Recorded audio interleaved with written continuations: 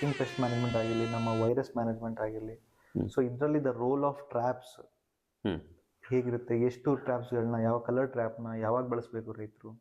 ನೀವು ನೋಡಿ pheromone traps use ಮಾಡಬೇಕು. ಎಕರೆಗೆ ಒಂದು 10ರಿಂದ 15 ಯೂಸ್ ಮಾಡಿ, ಹ್ಮ್ ಅದು ಫ್ರೂಟ್ ಫ್ಲೈಗೆ.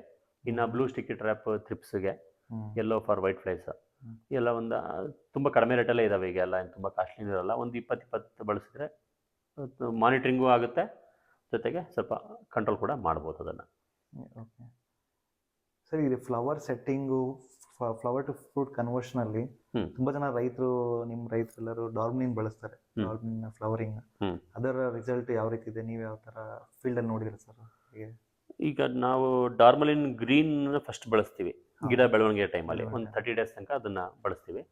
35-40 ಡೇಸ್ಗೆ ನೀವು ಫ್ರೂಟ್ ಸೆಟ್ಟಿಂಗ್ ಟೈಮ್ ಬರುತ್ತಲ್ಲ, ಫ್ಲವರ್ ಸೆಟ್ಟಿಂಗ್ ಟೈಮಲ್ಲಿ ಅವಾಗ ಒಂದು ಸ್ಪ್ರೇ ಡಾರ್ಮಲಿನ್ ರೆಡ್ ಕೊಡ್ತೀವಿ.